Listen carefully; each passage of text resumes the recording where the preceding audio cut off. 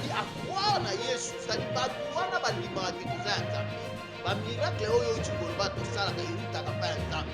Mais babandami na bwa lokola baparisien baoboya kondima yango soki komoni Nikodeme awe te ifonga na pusana.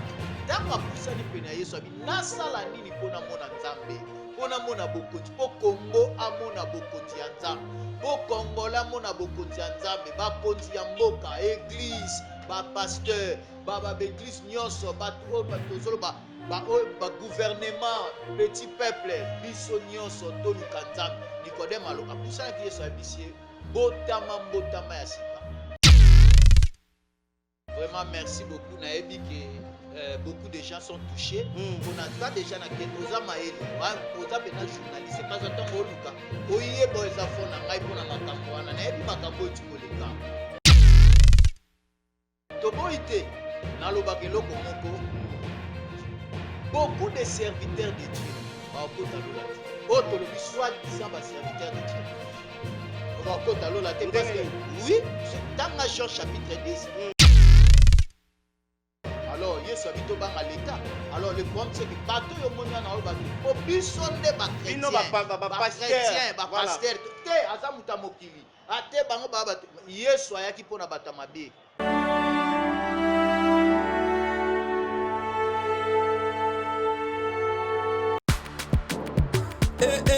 Mama na ngai fongola matoi o kalisolo. Mwana londe mama Gisnovit.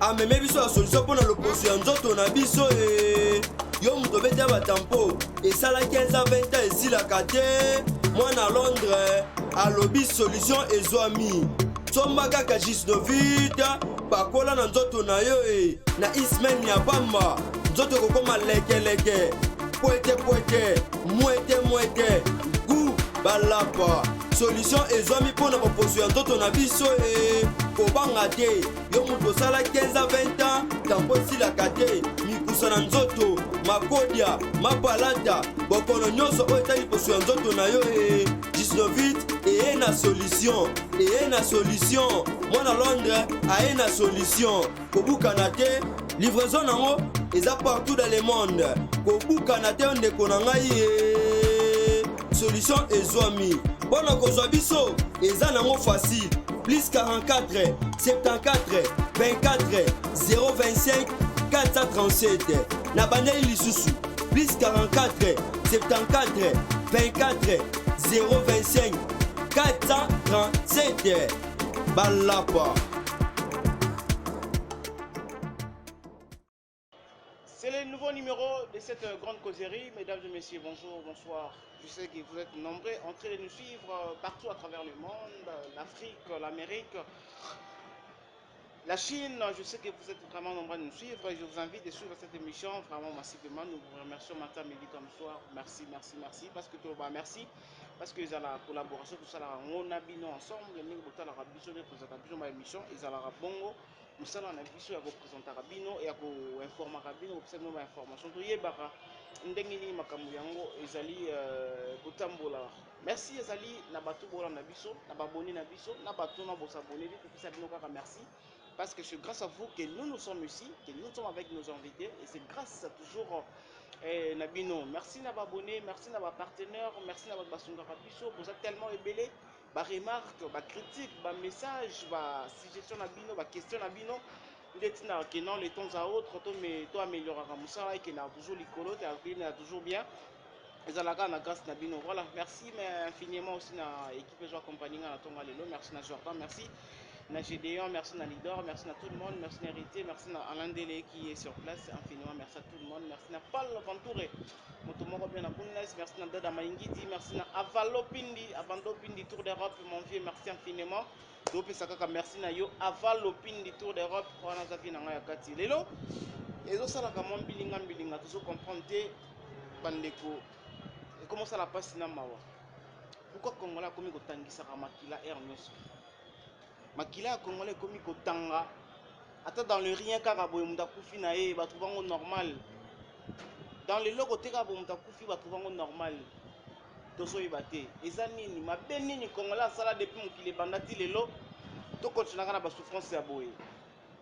Et de l'autre côté de moni bato oyo topesa bango confiance biso tozali babrebi bango baza baberger na biso basali na nzambe bapaster baprophète botala bisika bakomi komema biso c'est-à-dire bawhatsapp bafacebook bayoutube ekomi lie oyo bapaster entre bango bakomi koya kosala babras de fer oyo alobi non oyo alobi oui oyo alobi non oyo alobi oui et qui dit vrai qui dit faux est-ce que faut continuer kaka na kokenda église est-ce que tokendaka so église te tokomi na mbara de choix tozoyeba te tokosala nini lelo likambo ya miracle ekomi problème c'est tout le monde qui va faire son miracle donc mutu nyonso akomi kosala miracle mutu nyonso akomi prophète mutu nyonso akomi oyo azali tozo comprendre te makambo yango place nini tozokenda yango. Et aujourd'hui je ressors pour vous encore pour la unième fois prophète Josué. L'autre fois vous avez dit donnant compte des prophètes Josué, donnant compte des prophètes Josué. Tout cela n'est pas un miracle. Prophète Josué le barana biso tangana ba komba batu oyo ya salela miracle. Oyo nzambe na ye asala miracle à travers ye batu wana lelo baza o baza. Ba misa mboko yo. Ba chanter mboko ba te belé ba témoignage ezali. Car lelo na kati émission oyo. To menga suko revenir na makambo wana otala.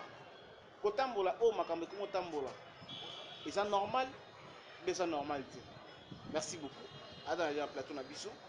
Prophète Josué, bonjour. Bonjour journaliste. Bonne santé. Santé malamu na ngulu nzambe kama nde tozomona na lisusu na sepeli parce que nzamba pesinga susu mbonu na mona yo na bande ko nyonso bazali na plateau et puis na sima ya caméra na sepeli na moni na retrouver bango lisusu salinga esengo makasi parce que ça fait un bout de temps au tozomona na te mais yo kima plateau na biso na peut-être sur ma question de kimisa au plateau na biso non na ko kima jamais plateau ezanda kuna ngai ezanda kuna ngai et je pense que batu nyonso baza na mikili ya libanda boyebaki bomonaki prophète José parce que y a eu beaucoup de temps na leka lisusu na TVT non na la chaîne nationale mais oyo eza international eza chaîne ya liboso voilà o nga na koyi koloba ya chaîne ya liboso donc na koyi kokima to eza ndako jamais balobaka ngo ata okei na ko ba fête mais moi na ndako bayebaka eka na butu voilà donc biso tozongi déjà na ndako eza ndako na biso tokokima ngo te.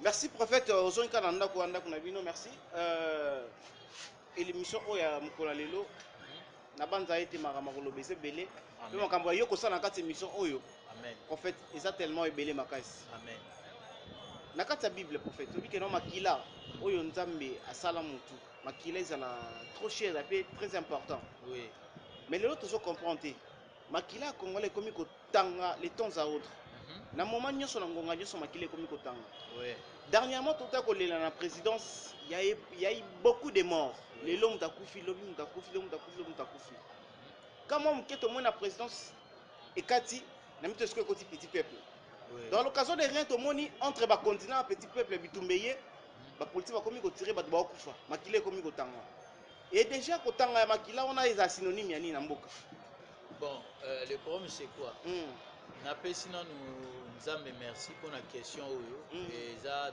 très très important ya koéclairer bato nyonso baza na monde entier oyo bazolanda biso même awa na Congo na Kinshasa même partout ailleurs même na continent mosusu oyo bazolanda biso sikoyo voilà eloko oyo je pense que tolobaka yango na émission ya liboso soki bato na balandi baarchive wana bolandi baémission oyo tosalaka ya liboso na yo oyo tobandaki kosola makambo ya liwa Al Pacino voilà bato nyonso bakoyebake napesaka nalobi otuna ngai question ngai nalobi napesaka message moko ntango avant makambo ya corona ebanda nalobi ke namonaki sanza molili sanza rouge tout ça et puis na église passe na ngai nazali nasakolaka ke makila namoni mbula ya makila na baaveni voilà église eyebi prophétie wana église na biso bayebi prophétie mpe nalobaki yango alors nga lobi eloko tuninga esali ngai esengo parce que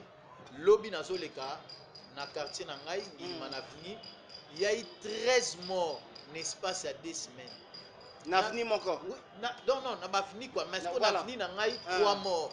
Papa moko, maman moko, mais na mituni na kamwi ngai mona. Mais baliwango boye ndenge ni. Nazo comprendre te liwa yango o ekomi partout so kende. Moi batu bavandaki, oh non mutu tela kufaki tout ça. Ezolekela ngai. Mais le problème c'est quoi? Makila ebendaka kanda nzambe. Makila ebendaka kanda nzambe wana nazo ko étant que prophète nazo talisa pe bakonzi na biso parce que Bible lobi na biso toza ba prophète faut to bondela pona bakonzi esengi na biso be tolobela bango o nini nzamba lobi. Voilà. Excès ya makila na Congo ekokende liboso te. Alors makila parce que Bible soloba oya koboma na épée ye pa kokufa na épée parce que nzambe voire même nzambe azoloba même aza na souci ya makila nyama alobi ke tangu yo zoboma nyama zwa nyama wana makila kunda yango na mabele parce que la vie d'un homme se trouve dans son sang. C'est-à-dire âme wana o ezana makila ya mutu yango wana o ezali important. C'est pourquoi moni même nzambe a reprochaka Caïn alobi ke j'ai entendu les cris du sang de ton frère Abel est monté vers ngai ezosenga vengeance. Oyebi ke soki nzambe alobi ke makila Bible soloba ke makila ya Abel ezosenga vengeance. Combien de Congolais bakufi lelo baza ba innocent bakufi partout ndenge ozoloba na présidence na ba petit peuple o bauti kokufa dernièrement touti koyoka ba makambo si toyebi te soki eza vrai bino nde boza ba journaliste boko apprendre biso oyo makambo uti koleka soki na zando tout ça batu bakufi ya ide mort siko biloko wana ekobenda kanda ya nzambe na mboka oyo. C'est-à-dire makambo ko marché te moi je suis prophète nazo ba eza vrai excès de makila mboka ekoke liboso te yango zomona makila wana ezosenga vengeance ozolanda ba oyo ba politicien babomi oyo mokili ebomi bakuluna bazoboma bazokata ba criminalité nazo biso ekomi na mboka oyo ezokamusanga. C'est pourquoi moni makila wana ekobenda kana nzambe po ebenda kana nzambe te prophète na kati maloba te po ebenda kana nzambe te po nzambe asilika te po makambo wana emeka mpe kozwa fin bino sikoyo baprophète mosala bino eza nini fo kosala nini po makambo wana ebonga? Bon, le problème c'est que tout commence par la repentance. Il faut qu'il y ait une repentance nationale donc olobake bakonzi ya mboka parce que repentance ekoki kozala esalamaka na maloba na motema. Tomona yango basali bagrand baoyo basali ya nzambe misusu bacollègue basala bakenda na bastade basambela mpona mboka tout ça mais ngai natikala mpe na mwa place moko boye mpona kotala na mosika soki biso basali ya nzambe tokoapproche bahomme politique mpona fin na biso mpona lokoso ya mbongo yebake makambo ekomarche te. C'est pourquoi moni mission oyo nzambe apesaki nga eza kokende kote ya bato repentance. Soki tokosala repentance oyo ezali banda na mokonzi ya mboka tokei na bakonzi na biso na gouvernement tokei na bamilitaire bapolicier tokei na assemblée nationale na sénat eke bandimi parce que nayebi ke ebele kuna baza bandimaka te parce que mutu na mutu ana religion na ye mais vrai religieux eza kaka kozala na kriste na motema na yo obongwana oyamba ye lokola mokonzi mpe mobikisi soki mpena bakondima kriste makambo makile kosila tokende na repentance nationale mobi ya keno za mwa pasi déjà pona kokoma o nani mutu boya akoza musulman mutu boya akoza mutu église des noirs pona bokoma na kosala repentance générale wana eza pasi prophète. Bon nalobi boye eza na divergence ya ba religion na boyi te mais le problème c'est que même na Israël arrivé à Jésus akutaki judaïsme bapharisien bazalaki bascribe bazalaki basadicéen bazalaki mais Jésus a amené une nouvelle doctrine batuni mais mwana oyo atanga te doctrine oyo azwi yango wapi. Or doctrine ya Christ ezalaki ke motema na bino échanger doctrine ya Yesu azalaki ke bo changer même temps mutu mosusu azali musulman to aza église de noir basalaka mpe repentance quand même ya eza na moment oyo na barite na bango basala repentance mutu akoki kopusa na pene ya nzambe te soki ase repentir te. Jésus alobi na Nicodème autaki na doctrine mosusu azalaki yoka Yesu ndenge azoloba toi aussi docteur de la loi tu ne connais pas ces choses parce que ya tuni Yesu abi ozosala ba miracle personne ne peut faire ce que tu fais si Dieu n'est pas avec c'est-à-dire à croire na Yesu, c'est-à-dire bato wana bandimaka ke toza ya Nzambe. Ba miracle oyo uti koloba to sala ka eutaka pa ya Nzambe. Mais ba batami na point lokwa ba pharisien, ba boya kondima yango c'est pourquoi moni Nicodème awete fonga na pusana. Tango apusani pene ya Yesu abi nasala nini pona mona Nzambe. Pona mona bokonzi po Congo amona bokonzi ya Nzambe. Po Kongola mona bokonzi ya Nzambe, bakonzi ya mboka, église, ba pasteur, ba église nyonso, bato o batozolo ba gouvernement, petit peuple, biso nyonso toluka Nzambe. Nicodème apusana ki Yesu abisie botama mbotama ya sika. Repentance eza simple. Eza nango eloko moko eza français mais utaki na ba mot hébreu.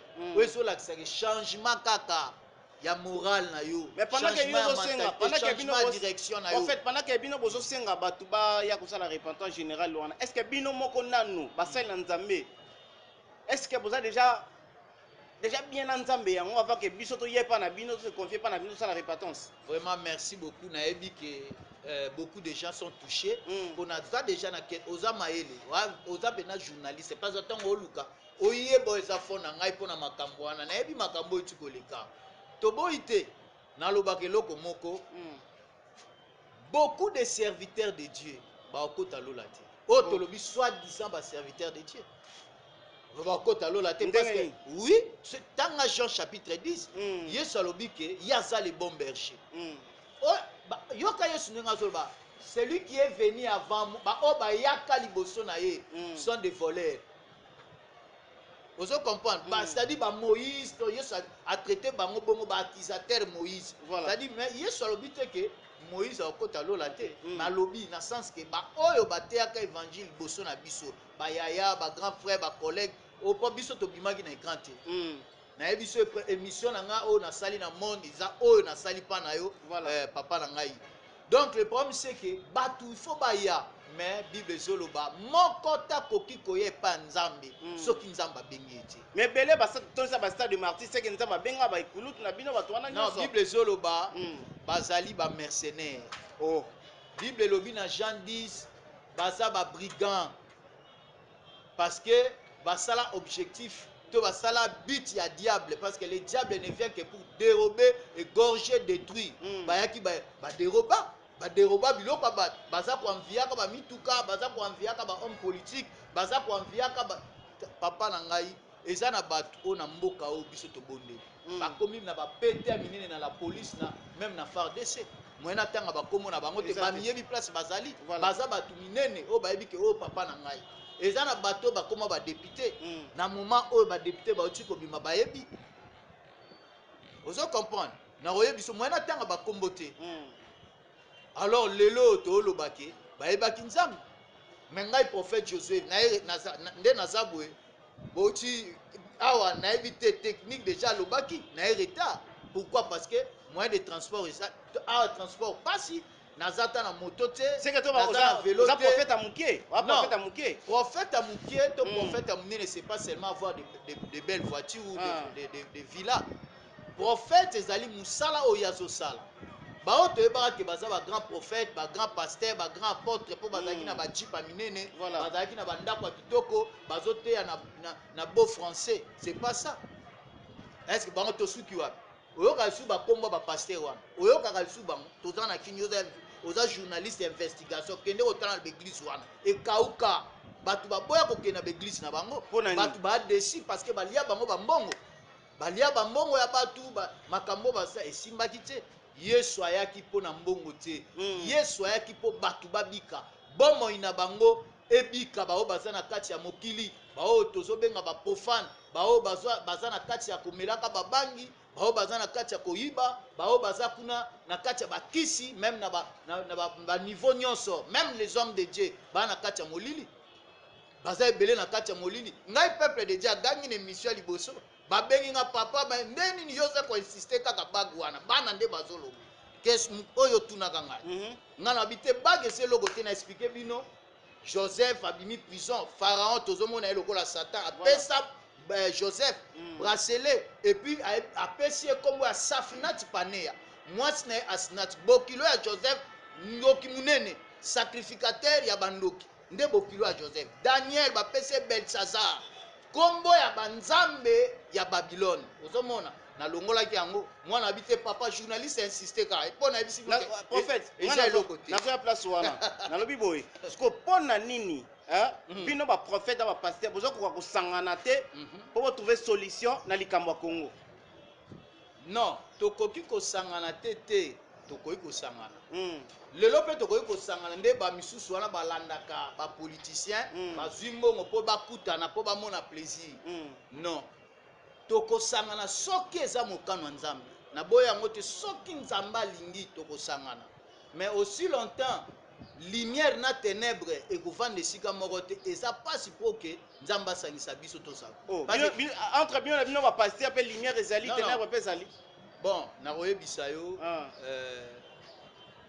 vrai homme de Dieu ezate po na lobi na memi Bible. Voilà. Vrai homme de Dieu tant to mona na époque ya ba musée idi na bala. Musée idi na bala tangaki te. Mais ataki évangile, azote évangile même na likola nzete. Mais lelo o soki tolobaki musée idi na bala zaki na magie, c'est que na otanga occultisme. Mazaki na occultisme te parce que atangaki classe te ndeni ya otanga yango. Totangi ba papa na biso ba Simo Kimbangu. Est-ce que papa Simo Kimbangu atangaki classe pour comme licencié to gradué? Non. Soki azalaki na kati occultisme to nga toyeba. Alors basalelaki nzambe ya solo. Basalelaki nzambe ya solo, c'est pourquoi biso toza ba descendant na bango. Voilà. Ngai naza descendant ya Kimbangu, naza descendant ya musée ya Idi na bala, naza descendant ya Thomas Katenda Yadi. Oyo ya papa. Ozolanda. Donc bao basalelaki nzambe. Mais yo to moni prophète Denis Lesaleki na télévision, on a olobaki no ba pasteur nyonso bondima te buliaki mongo ya Kabila. Ozomona. Buliaki mongo ya Kabila, biso buliaki mongo ya Kabila prophète. Non, soki tolobi ke ba pasteur nyonso. Na chaque cas totangaki classe, chaque cas y a exception. Na makambo na bango te.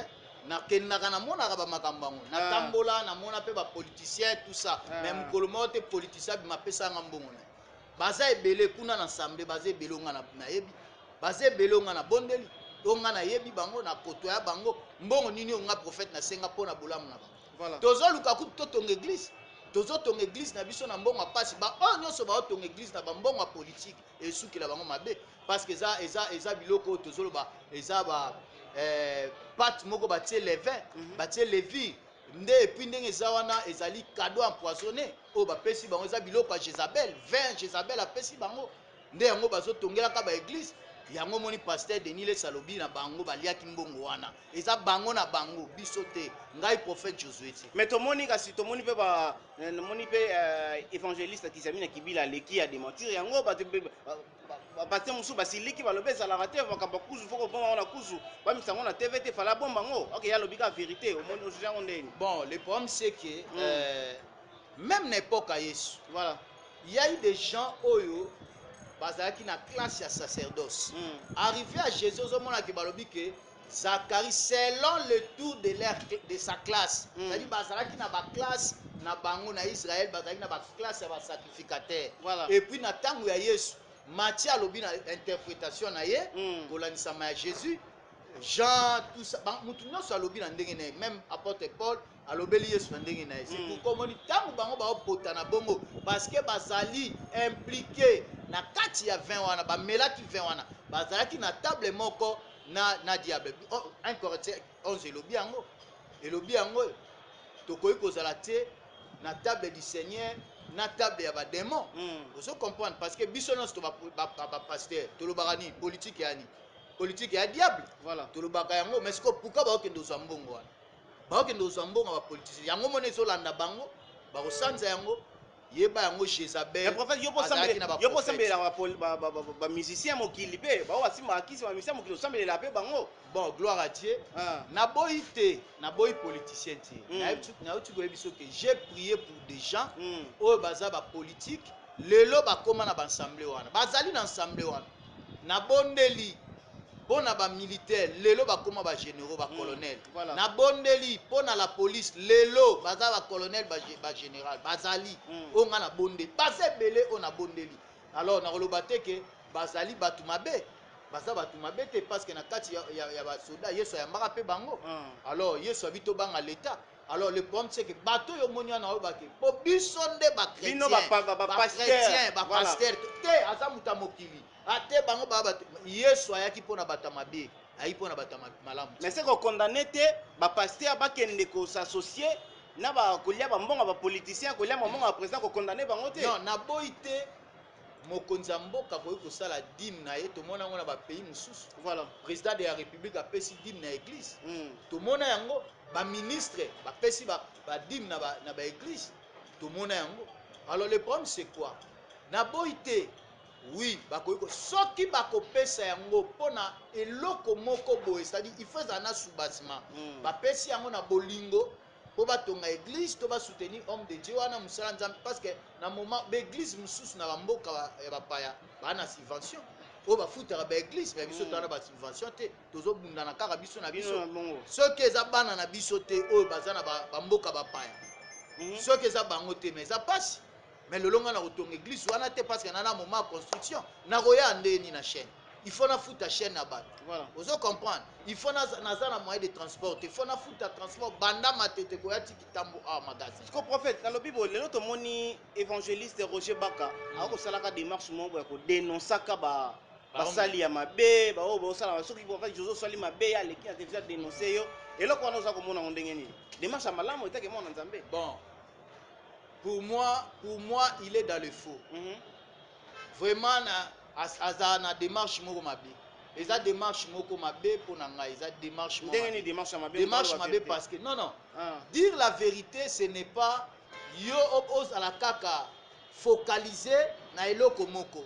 Jésus nous a appelé à prêcher la bonne nouvelle na création nyonso. Il nous a dit de prêcher la repentance mais non pas tokende ko jijaka basali ya nzambe yaza nani kwa juger basali ya nzambe na boyi te beaucoup de na lobiango beaucoup sont dans les faux basa ebele o bazo zwa nini repas au vendu au diable nzambe satana tekeli bango biloko bazolia yango Jézabel mutaza wana mais na lobi te ke eza ngai nakoki ko juger mosali ya nzambe te.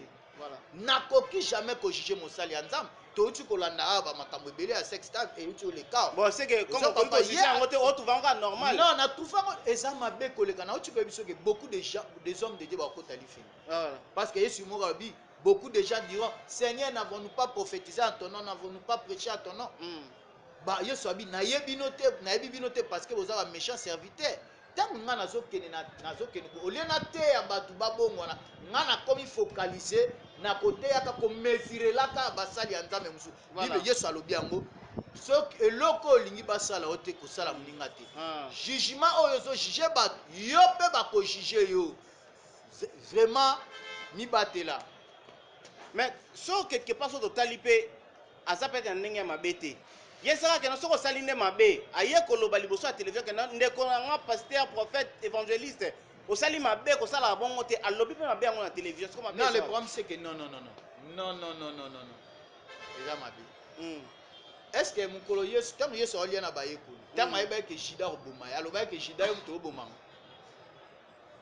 malgré na retourno question te Jésus tango afana na table abi l'un de vous était démon atanga tanga Jean chapitre 6 verset 60 à 70 Yesu alobi l'un de vous est un démon. Est-ce que aloba ke Jida yo za démon batu nyonso anaye komituna est-ce que zanga na trahir yo o Jésus bandaye ko annoncer mutu ako trahir ye c'était Jida et puis tant ekomaki na suka na table du Seigneur Jésus na bayekoli abi moko na bino akoboma nga otrahir nga otolia na bango nyonso baliaki mapa siko est-ce que ngai fona leka na TV omoni pasteur songolo pakala et tel non wana ezali mesure azali na 2 points 2 mesures azo mesurer azo tia balance na pa ya bato mais yeba ete Yesu alobi mutu moko te aza juste na se na moi oyo.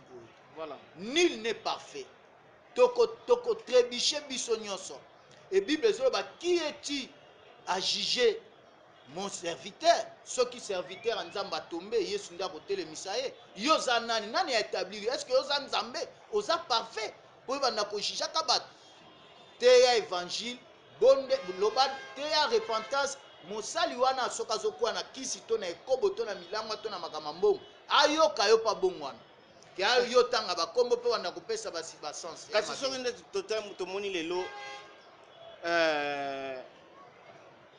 ndeko na biso papa na biso aza na prison tomona sekisa pe bimaki na télévision évêque bakangaki ye mpona ke non mwasi boye donc wana nyonso kaka comme aza homme de Dieu mosusu akoya te mpona ajuge babiloko wana akondamne yango non kojuge biloko wana c'est bon kojuge acte wana c'est bon mais kojuge ye parce que yo omoni yango ndenge nini nde sikelo lelo nani évêque aza na prison mpona makambo ya sex tape bon namoni yango mpona ngai ata nde batie na prison mpo asalaki yango voilà eya mabe fallait pas batie na prison ok parce que tout d'abord baebele na kati ya mboka oyo bahomme politique baosala yango voilà badenosaka mpe bango toyoka te bakenda na prison toomona yango ya live ekenda ntina bamboka bapa esali soni bahomme politique voilà bazosala makambo wana toyoka te bakanga bango place nga na contre yango wana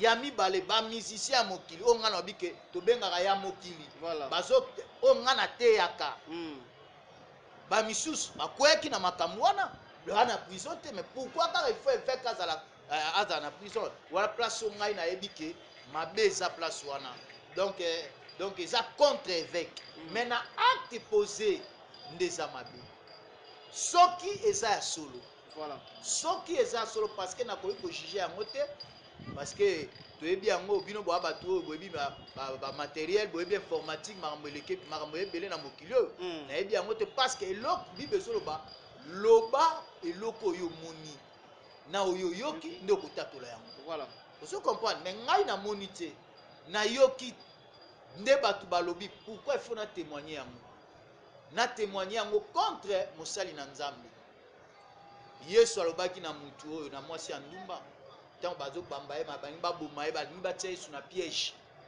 nde bino bajournaliste botiaka biso na bapiège batuni etala loi elobi boye ifo toboma ye ifo tolapide mpo akweyaki na ekobo Marie Madeleine azalaki réputée bakonzi bakweyaki wana mais yesu ayebisi yesu abandisi kokokende na makanisi ya moko na moko aza kokoma otala lisumu oyo osalaki bato bazokima tala oyo osalaki lobi pwa baatali boye te bato nyonso bakimaki yesu ayebisi mama wana lève ta tête regarde de gauche à droite mama atelemisi moto atali abi où sont ceux qui te condamnés banani oyo bazali kokondane atala boye mwasi abi personne abi va et ne pêche plus c'est ça ce qu'on devait faire à l'homme de Dieu soki eza ya solo bakangaki na ekobo wana nde baoyo baneke kosala lisusu yango te.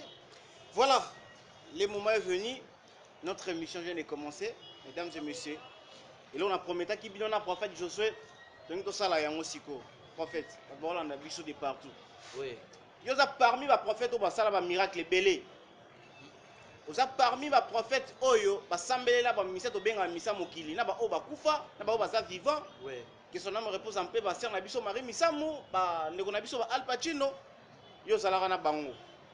Prophète ndenge ni toko différencier miracle ya bien ya Nzambe na miracle ya malamu ya mokili toko différencier yango ndenge ni vraiment ya on a oti koloba bozana ba question piège na opesa exemple moko voilà tangu Nzamba akutani na Moïse na buisson ardent ayebisi ye bwaka nzete wana Moïse mutazaki na bwaka comme serpent voilà ayebisi ye kende na Égypte ntango akende Égypte Moïse abwaki nzete apesi yango abwaka nzete comme serpent et Bible ezoloba ke Pharaon palobi tala oyo eza ba numéro ya mokie voilà biso pe ba numéro tosalaka ngo abengi James abengi bango babwaki ekomi nyoka bango ku bazalaki na deux serpents mais Bible ezoloba ke nyoka ya Moïse avalé ba serpent c'est-à-dire pour oyeba ke oyo eza miracle ya Nzambe miracle ya Nzambe ezali miracle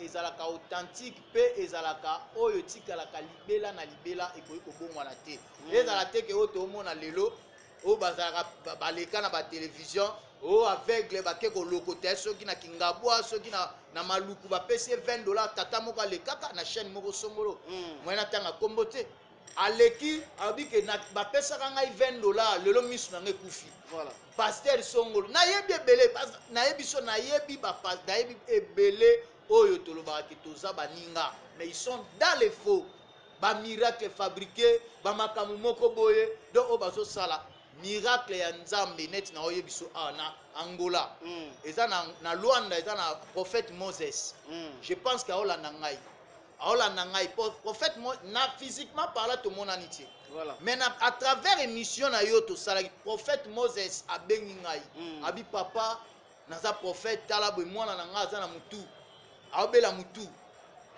ndeko tunanga makamba ile kenda te.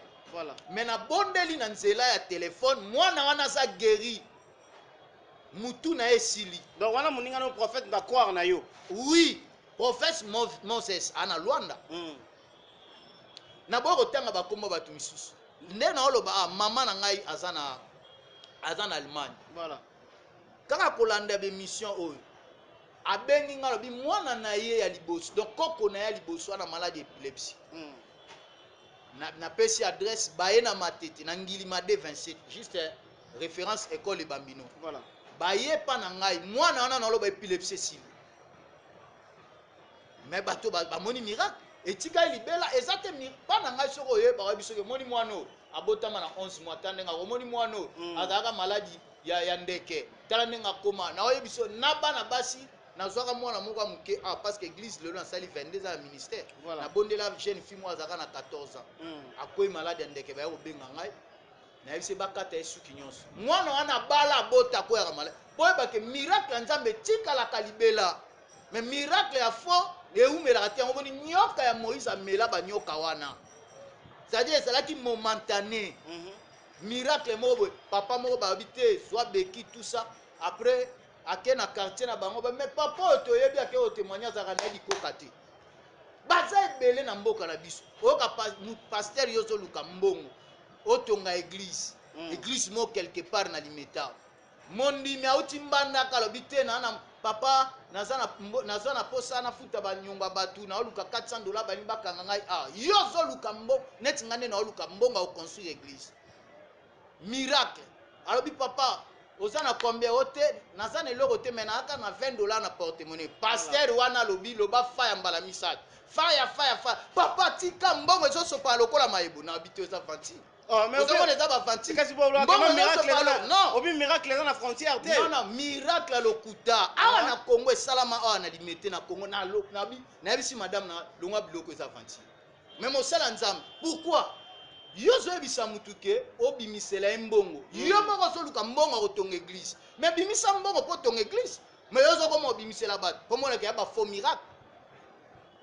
Donc eza ebele o tozala ebele na poto kuna bamoni ba miracle le prophète ezobota te suke boti na prière monika na sika yo fandi wana kana plateau kana kiti onga na pesi yo wana ngana oteko ya mamutu mo wesika wana ayaki na nzungu na chaika liboso na yo wana oui asali ba miracle na ye abimisi mbongo abimisi bena mbongo abimisi 2 billets à $20 kaka na plateau oyo oui parce que wana ya lobi boye ya zando kite azanani te mais apesa ka mbongo na ba congolais so aza apesa mbongo akopesa mbongo so watu obenga ngo miracle ya mabe ya solo to ya lokuta non wana eza miracle te wana ezali fétichisme eza fétiche wana ya miracle ya miracle eza yango te toza na nauti ko so différence ezali entre miracle na faux miracle o tozo pona yebi komo na obenga ngo te voilà parce que na Bible totika ko mona ote babengi faux miracle batu o bazalaka na Bible basala yango baluka ekutu Jésus bate basomba kombo ya Yesu baporte bakata bilamba bazalaka na ba machine na bango mais pourquoi pas yo azoluka bimisa batu bambongo kasa somba village est-ce que azana fa tuna yaki na makoto yaki na mitu au moins que ça faux miracle. Voilà, merci. Vous avez belé bolanda biso partout à travers le monde. Ils qui font miracle. Mais tout le monde a qui l'autre fois te pose la question na plateau biso le bito bike non. Est-ce que ça peut arriver que non mutumo boye na église va sambelele ligorodo ni ne bimi na kata nzoto lobi oui.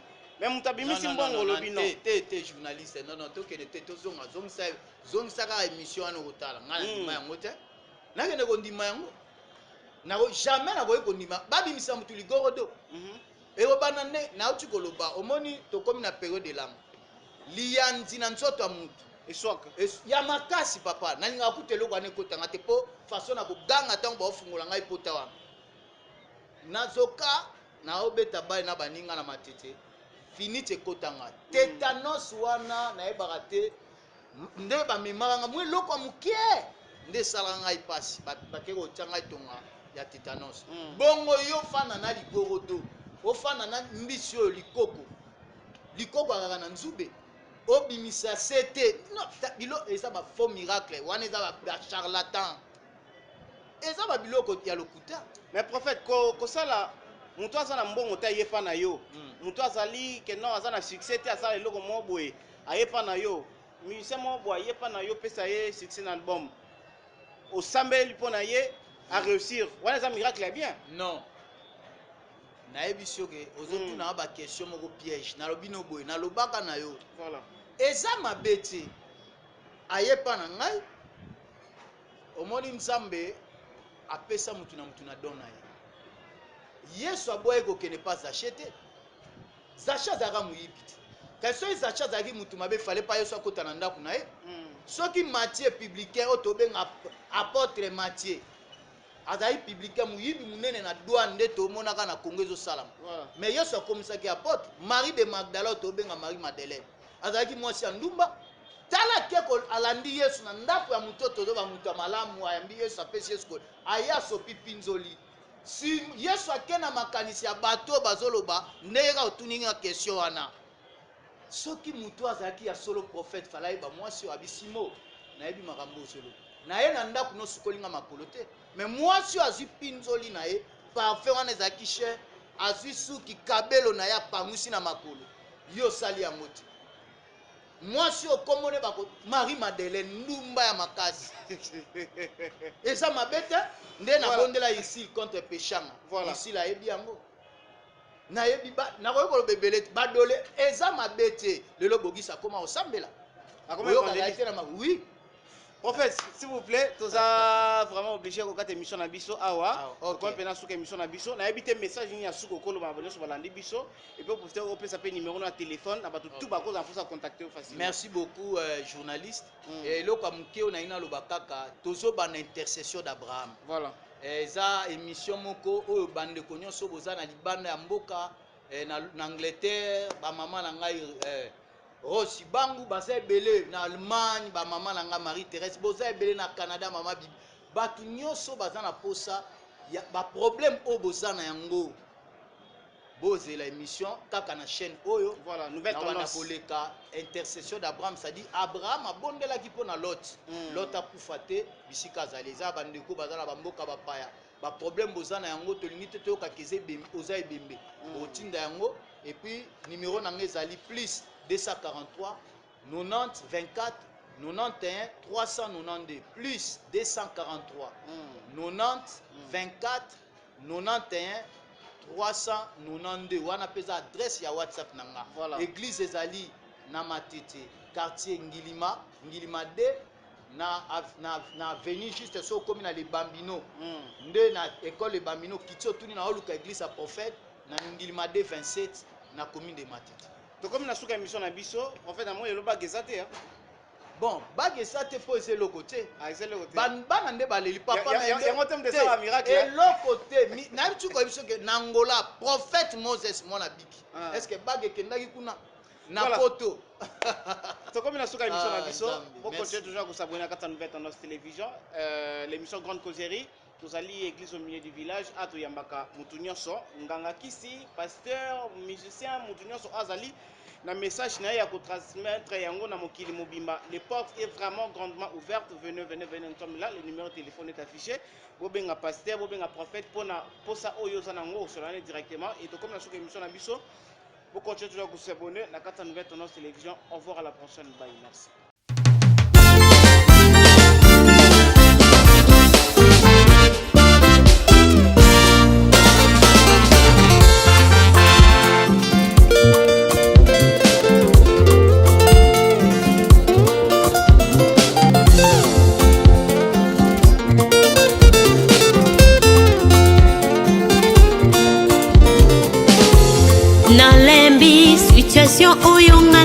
na yango sala bikamwa yawe sembola loboko na yo na bomoi na ngai Yesue.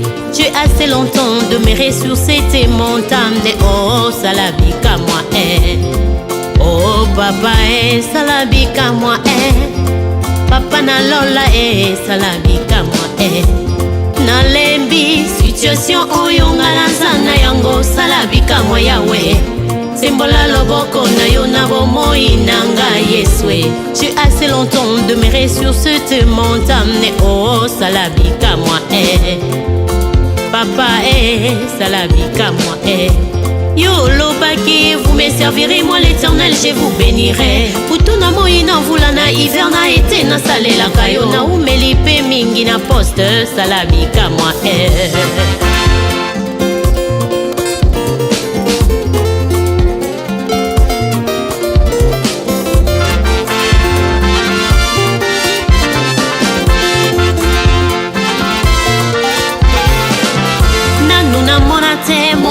sala bongo azanga lifuta basusu bakotuna ngai wapi kofulukisa moya ngai papozali wapi sala bikamwa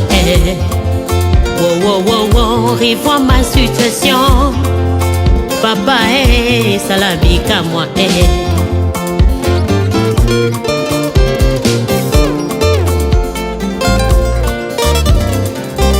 bato balobi nzambe na ngai na lipongi basusu balobi nzambe nanga ke voyage tolonga nayebi olalaka tonimbaka te papa nga nayebi yo nzambe nanga oza omniprésent yo ozali partout posa nanga ezali opasola mapata namona bénédiction nanga en life papa sala bikamwa yaya nasimba lipamboli nanga na tato lelonga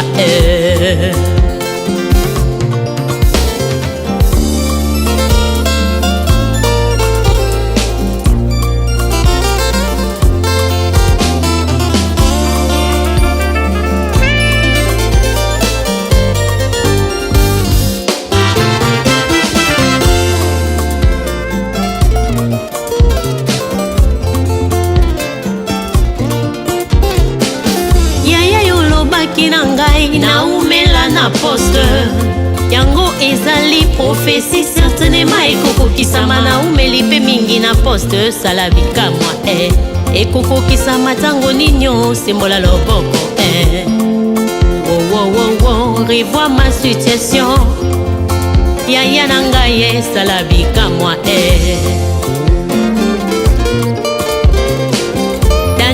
consultaki prophétie ya Jérémie délai ya délivrance ya bana Israël ekokaki yawe akotaki mabondeli pendant 21 jours